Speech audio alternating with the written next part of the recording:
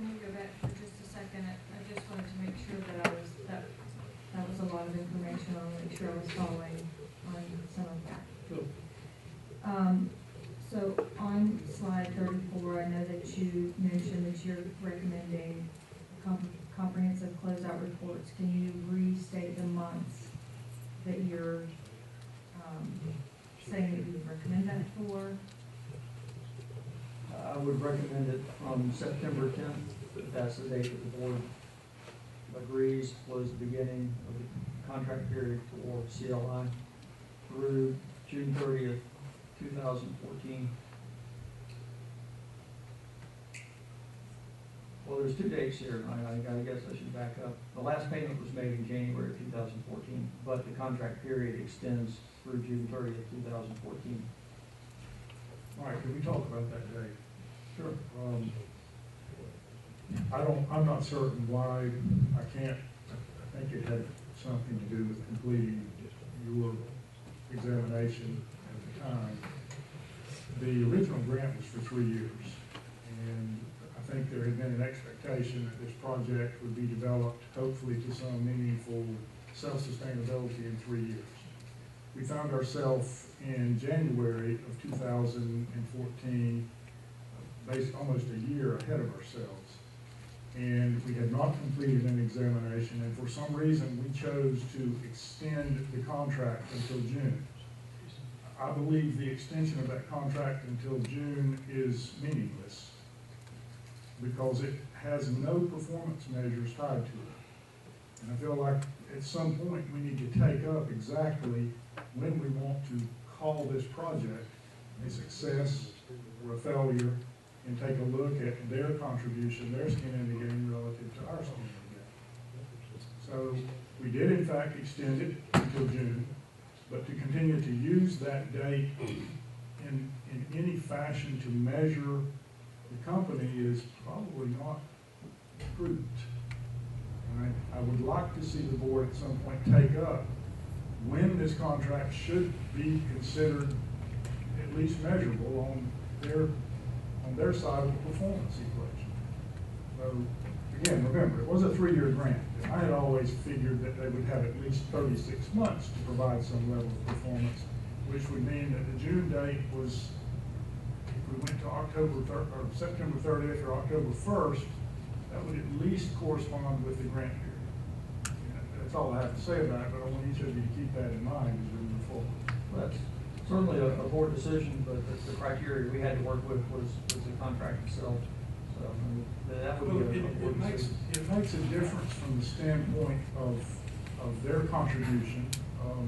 Certainly, if you take a hard look at and say that the company should have been built, should have been operating, money should have been flying in and payroll checks flying out the door as of January 30th, 2014, then yeah, that's an interpretation. But they have continued to work on this company, and they have put probably today several $1 million above the contribution in cash, plus other aspects of LifeDash into the company. And I'm guessing that their contribution to this project is close to 75% of our contribution at this point. And I'm only saying that because I think it needs to be a part of the analysis and evaluation of the performance. So, on the actual findings in the report, and it may be listed in the slide as well, when you reviewed the CLI management response, those numbers that you were giving us, the 9.1 million with the 1.8 million of additional capital invested, has there been any verification of any of those funds, or is that simply the response? Have you had the opportunity to review or verify any of the overages that continually picked up in months where the IDA didn't cover all costs? Is that listed anywhere in your findings? It's not listed in our findings because that was really outside the scope of our engagement, but we did have that discussion in a meeting, and we were provided additional information by Mr. Bond.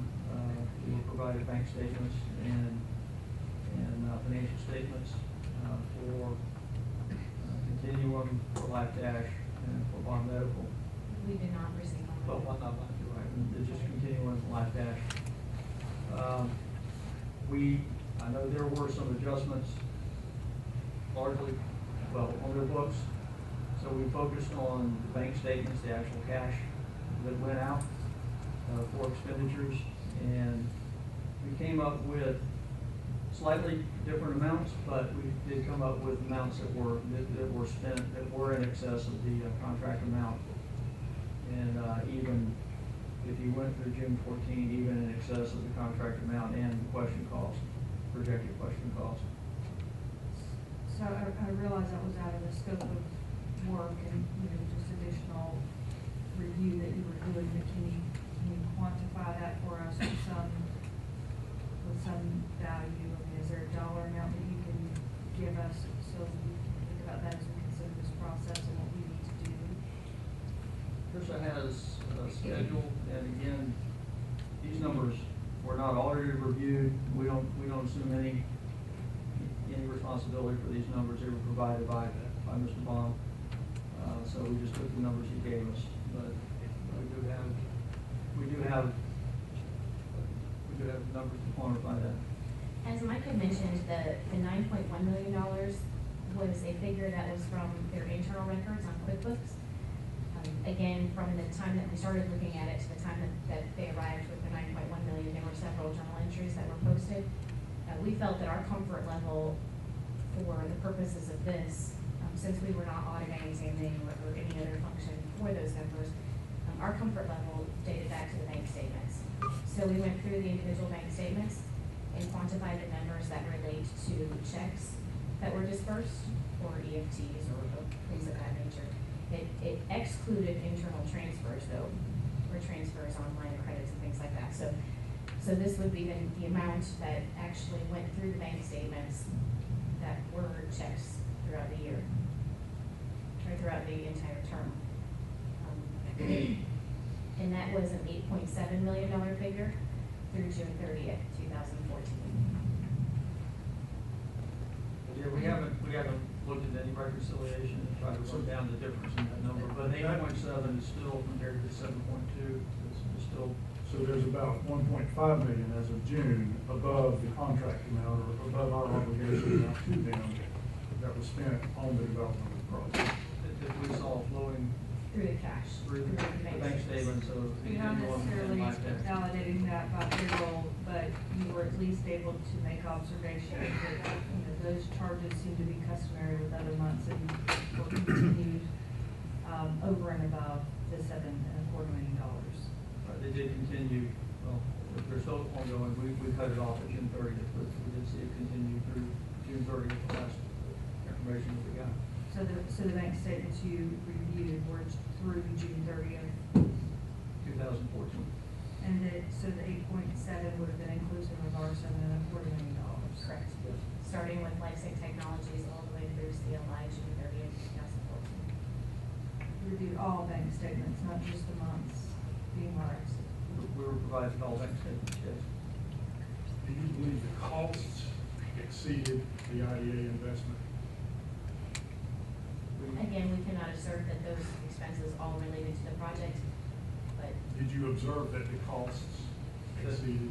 yes. The money that we saw going out exceeded IDA's investment in the project. And by going out, you mean Checks, EFTs, payroll. legitimate expenses? Again, we did not look at the detail behind that. We just saw the bank statement that said total amount of checks and total amount of EFTs. The only supporting documentation that we look at is covered by his report.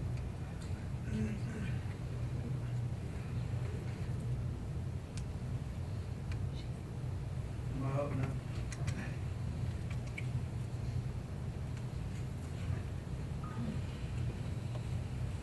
Sure. Just for clarity on my part, on page 15, it's, if I see this right, you're saying that I'm not sure what month it is, I guess it was, October of, Are you in the report? I'm sorry. yeah, examination of the continuing labs. Okay, the finding is 002. That says anything for you. Okay, there's a $455,000, 603. Now, was that the amount of money that we give them in October? That was made up of the four checks that Tricia talked about, the 355, the 58, and the 11, and 30. Okay. They were not necessarily all paid in that time frame. I believe they dated to, maybe the 11,000 was paid in November, December. I don't remember exactly what it was. Okay, but it shows up somewhere on these amounts of the draws.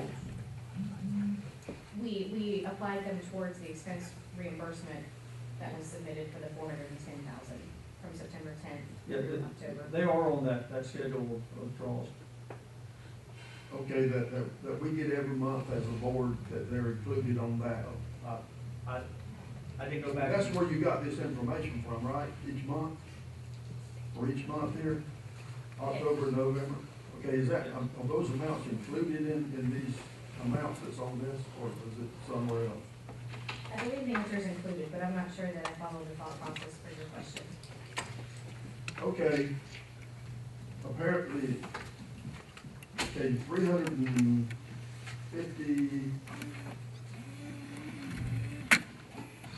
355,000 is what we give them in October of 2012. Correct. Okay, If you go back to the schedule of contract population, of 354,000 is what you're gonna see was requested, and we give them 355. and you gave them 355. Okay, If you look on the schedule that we provided of all the different the payments each month, that would be on October of 2012, and the other three that we talked about would be December, October, and November on the licensing schedule. that other money was paid at those times.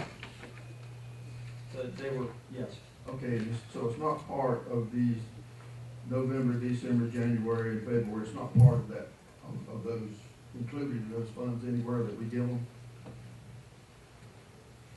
These checks, these small checks you're talking about? it was included in what you gave me, Okay, It it was was above and included in the beyond. draws? yes. Okay, It is not inclusive of the, I think what he's asking is if, well, if you go to the report on page 2, on the hard copy report,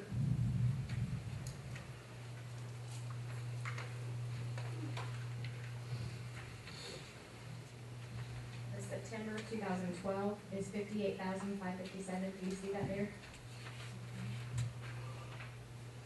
what month? Just the September, this is on page 2, so this is the LST contract population. Yeah, good, I see, okay, So that payment was not paid to LST, it was paid to CLI. The $30,000, okay, that payment was again not paid to LST, it was paid to CLI. And then there was an $11,000 payment in December that was paid to CLI. And that dated back to, I know that there's some wording over the draft where it says subject to change, but April, there was an underpayment, and the difference resulted in that $11,324. So those are the three amounts that were then paid and included as the part of the advance for the October 2012 testing period that we scheduled. And that was in addition to the 355, so if we added all those together, we come up with that $400,000 number. On the very next page, on page 3, that's where you'll see your 355. yeah, and that's my next question, is, okay, in October, we give them the 355, that is an advance. Correct. Okay, so there's no receipts, there's no information, there's nothing, we just hand them a check for 355,000. Okay, There was a subsequent reconciliation that was provided, what does that mean? that I believe, correct me if I'm wrong, but I believe that Travis did provide a recap for that's why the 354 was actually applied against that $355,000. Okay, so my question is, if we pay, and this is what I understood the whole time I've been on this board, is that we pay by reimbursement. They give us the amount that they spent in October, and we give them a check in November. I mean, that's the way that I thought it was ran. Okay, so my question is, the $293,000 that we give them in November, did they turn in the receipts and stuff from October, and we paid them in November, so we end up paying them twice for the same receipts in October and November? Well, That's my question. and I think it's a legitimate question. I think and correct me if I'm wrong, I'm just gonna try to maybe share my understanding. You know, just like we were talking about with the EDA draws earlier, you know, there are occasions where this was during the transition, this was, us advancing money to the project that was at a later point going to be reconciled. Then after that initial advance, we got into more of the budgeted draw schedules month by month. So it would be reasonable to expect that somewhere during the course of the project, as you stated earlier with the EDA grants, that we would reconcile those charges. So while we may have advanced them more during that month, you know, we need to take a look at the entirety and whether or not there were months where we underpaid. You know, these are not unusual circumstances when you have a project that's in transition or a startup year. Is that? That's not unusual. There are a lot of expenses.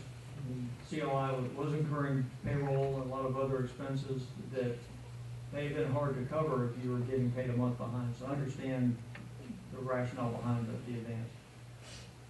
What we're saying in this finding was there was a payment in October, there was a payment in November, there were 2 payments in December, and then there was a payment in January. That the January payment was based on December actuals. So we're saying that $299,000, the second payment in December, we're suggesting that there be an overall reconciliation of payments made to make sure that there wasn't any double payments made on that, and in a full accounting on the contract, because those appeared, one or more of those appear to be advances. We didn't test the 2 payments that were made in December. We tested the October, we tested the January. But So you're informing us basically that there's a possibility of advancement during this period of time that carried over into months that you didn't reconcile. And again, Mr. Samuels, our understanding going into this was it was reimbursement, but as we found as we got into it, this is not, there's no requirement for reimbursement, actual reimbursement of expenses by this contractor. And I had a couple of things here maybe to provide some clarity. The licensing contract was written with a draw schedule. It had each monthly draw pre-planned and delineated, and it was approved. Okay, everyone remember that.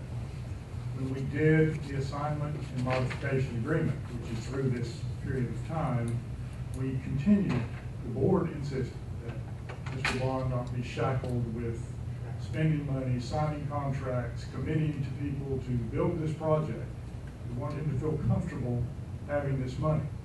The language in the contract says that he will appear before the board with a report and a draw request. It does not speak to reimbursement. So you have these 3 different words that have slightly different meanings: an advance, a draw request, and a reimbursement amount. There is no reimbursement on this project. However, by January, we did, when he got to the point that we could predict what his average monthly expenses were, we began building or allowing him to build his draw request on the previous month's expenses. So you have some components of all of those in this project. But if you just think about it, if you had him wondering each month when he came before this board whether or not he was going to receive the money that he needed, that he had committed to, you would never have this project to at least the success level it's at today. Well, my question, Bill, was did he get paid twice for the same receipts? That's all. He Well, that's why we're recommending a complete. Yeah, I will tell you what my determination has been, and I think we'll be able to prove it. I can't prove it today. But he did make draw requests for certain expenses in October, November, December, that were some of the expenses that were actually paid out of the LifeSync closeout money. He did not double pay anyone. But there was a request, there was duplication of expense requests that were more or less immaterial. It was a draw schedule. Remember, it is a draw request. You could put anything you wanted on it. I mean, as long as it's for the project. Well, and again, that's why we're recommending a complete reconciliation of all the expenditures made compared to what the draws paid out were. And just to make sure that the expenditures were at least as much or more than what IDA paid continuing, or actually both for the duration of the contract.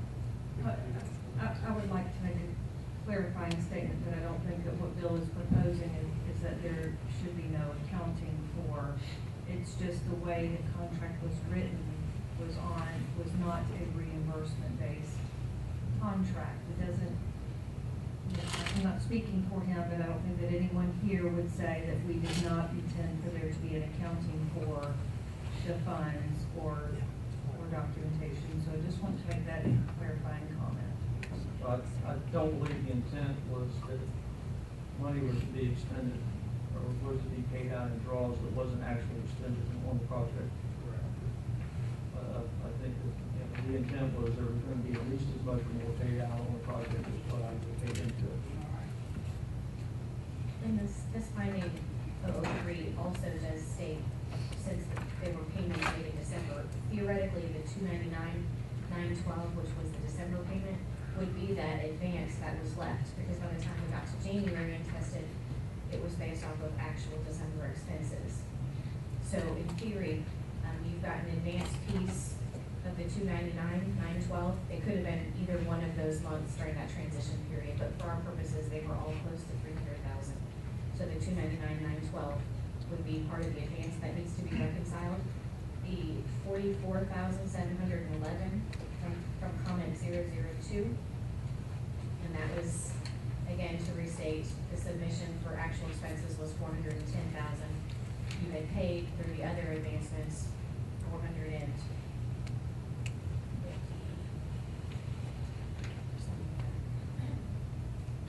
I'm sorry, can you restate? 455,000.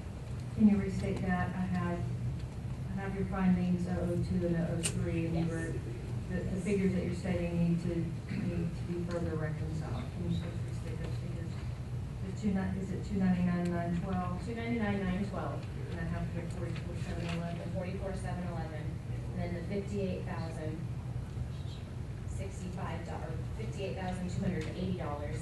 that was remaining in LifeSync. So in our minds, the question cost during the advance period for those advances that have not been reconciled out are those three figures together.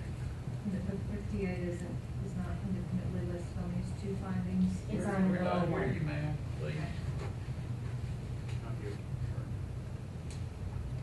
So between 001, 002, and 003, those three findings will account for three different advances. The sum of all of those is $402,902.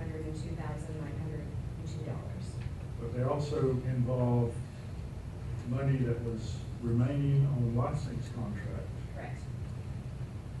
They involve a bridge funding circumstance approved by this board. Correct. And they involve the remainder of the money left in the checking account of LifeSync at the September 10th closeout. October 9th or October 5th, but yes. Whichever. I apologize. Correct, and they are not errors, it's just we are drawing these to your attention to say these are advances remaining to be reconciled. And we have looked at all of those numbers, but I'm not certain whether reconciliation means reconciling with language in the contract, reconciling with expenditure on the project. I I'm not certain what you mean when you use that word in this context. We were meaning that there should be a reconciliation of the draws paid on LiveSync and Continuum to the total amounts actually expended based on their financial statements on the project. And the comparison made to make sure that there were at least as much in expenditures as there was paid out to those entities. Now, on 003, there was 2 draws, if I'm reading this right, in December, right? There was none in November, there were 2 in Okay, but you got one of them on November on this sheet here, so, okay. Well, there was a small one in November, but there were no large ones in November. And it's misleading because when you go to the contract population schedule, it's every single month. But the actual payments that were made didn't necessarily correlate with the timeframes. Okay, Usually it yeah. was a month in arrears, Okay. but not always. Okay. All right. Thankfully, for the purposes of our engagement, it did move to a reimbursement of prior year expenses starting in January. This would have been a very difficult engagement. I'm sorry? Months. Prior months, yeah, I'm sorry. It would have been a very difficult engagement if they hadn't moved to that form of reimbursement request.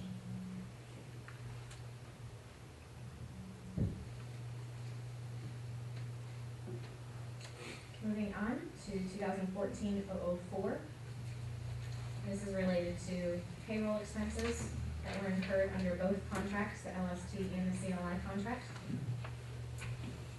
Payroll expenses included in billings were from several different companies. During the LST contract, all payroll was from LST. Management at CLI asserted that all employees for LST were considered to have spent 100% of their time on the LST project. During the CLI contract, payroll expenses were from LifeDash and CLI. All employees under both companies were expensed through the grant. For CLI, there were a total of 22 and 25 employees during calendar years 12 and 13, respectively, based on W-2s. For LifeDash, there were a total of 11 and 15 employees during the calendar years 12 and 13, respectively, based on W-2s. Exempt employees did not keep time cards. Based on judgment, CLI classified the payroll expenses according to the categories salary, marketing, coding, design, training, etc., specified in the draw request. Some employees were 100% directly expensed to a line item, and some were allocated by percentages across categories, but 100% of all employees' salaries were expensed to the contract. Management at CLI asserted that all employees for CLI and LifeDash were considered to have spent 100% of their time on the CLI project, except for 2 employees. Non-exempt employees submit time cards indicating time was spent on the project. Although we were able to verify actual payroll expenses were incurred, we were unable to conclude on the classification within the line items tested for each. For example, we were unable to verify if training activities performed and charged to the training expense line substantiated the amount of hours being charged to that line item. We were unable to substantiate the full-time equivalent on the draw request by area. We were also not provided supporting documentation to substantiate management's assertion that all CLI and LifeDash employees spent 100% of their time on the CLI project. But you were able to determine that 100% of what you reviewed was payroll and was spent on the project. We were able to go back and test the actual expenditures to either payroll records or payments to contractors. But just not necessarily to break that down into the classifications that were included in the draw schedule to verify what the Right. breakout was. We saw no supporting documentation for that allocation. Nor could we assert that 100% of the employees' time was used for the project, because we didn't see time cards for those that were exempt. Now, all these, it's right here, you got, probably 40 employees. Are all them Hardy County employees? That's in a later finding. Actually, the very next Some one. No. Some were, some weren't. Okay. I'll go ahead and read the management response for that comment. This was from Mr. Bond. Amounts for the draw requests were provided using the format outlined in section 4.8 of the assignment and modification agreement. All employees worked full-time with the exception of 2 on the deliverable associated with section 4 of the agreement. The 2 individuals that performed work above and beyond their duties to the IDA project did so for existing customers of CLI and LifeDash. Their efforts supported our position in the identity management technology space and are considered strategic to our enterprise plans to integrate CLI technologies to other software systems using the identity management software. These types of services and experience are related core issues of software systems communicating with another and are considered competencies and relationships that CLI would benefit from at an enterprise level. Thus, all of these efforts reinforce the success of the project. All the revenues generated from these customers were used on the project, and those individuals performing services still worked on the CLI IDA project. Estimates from staff and managers as a percentage of an employee's time were obtained to calculate the amount of time spent by category and then reported as outlined in section 4.8 of the assignment and modification agreement. And those 2 employees, just to note again, those 2 employees that worked on other projects were expensed, their salaries were expensed to the IDA. So were you able to verify whether or not the income generated from the other projects was paid into this project? That was not something that we looked at, but judging from the total expenses that went through the bank statement, there were more than enough to substantiate those salaries. More than enough income from other projects? There had, I guess I should say, there had to have been income from other sources, whether it be capital investments or other sources to justify the expenses that went through the bank account. Does that make sense? Because they had, 8.7. There were more expenses than what the total draw request were, so. In total, during the contract, they had 8.7 that went out of the bank account, and if they only received 7.25 from the IDA, then there had to have been other revenue sources. So is it verified that these 2 employees were charged to the contractor working elsewhere? Again, we don't have time cards to substantiate how much time, but it was asserted that they worked 40 hours or a full-time equivalent on the IDA project and additional hours that would relate to other revenue sources. So the other side of what you're pointing out here is that the other projects that they were working on were producing revenue sufficient to substantiate their salaries that was put back into this project. Mr. Bond is asserting that it was put back into the project, correct? Did you view anything to substantiate that? Bank statements, that's what you're saying, you viewed that there was income over and above sufficient from outside projects to pay the cost for these 2 employees. Again, what we saw that would be substantiation to that is the fact that there were more expenditures than there were payments received from IDA. There were more actual expenditures by Continuum than there were draws paid by IDA. Presumably on the project. Through June 30th, 2014.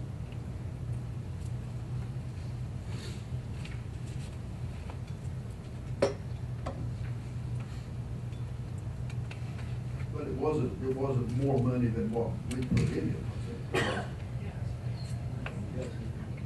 There were more monies than what, there was more money expended by Continuum than what they received. Okay, if by we the give them draw. $7 million, they spent $8 million, which makes up $15 million total. Is that what you're saying? No, they spent, Roughly say they spent roughly $1.5 million more than what you paid. Well, that's what I'm saying. They didn't spend more than what we give them over a period of time, of their own money. No. If you're saying there wasn't an equal amount expended, no. No. Oh, okay, so what I'm saying is right. We give them $7.5 million, they spent $8.5 million, so it's a total of about $16 million. Well, that's what she said. Their approximate contribution during the time was roughly 1.5, just according to the bank statements, and that's not a figure that they're verify. There was. On top of our seven. On top of our seven and a half. But it was inclusive of the 7.2. Well, what I thought I understood Bill say was that they spent more of their money than we give them over a period of time. No. Oh, what I said was, let me see if I can make this clear. I think. Through the contract period that is arbitrary of June 30, 2014, the analysis reveals that $8.5 million has been spent on the development of the project. We put $7.25 million in, so an extra $1.25 million has come from somewhere. Whether it was the money that these folks generated or external capital, they got it from somewhere, because that's, and there are other costs above that. That's why I said that their total investment to this date is around 70 to 75% of our investment. They're closer to 4.5%. To be correct. Okay, so, I want to give an opportunity, perhaps we should take a little bit of a break. I want to be kind to our presenter, so. Just one. You guys are out. Yeah, I don't care about them. You. So why don't we take a brief break, and let's return in about 5 minutes. Took on the flavor of that. That was the hardest part.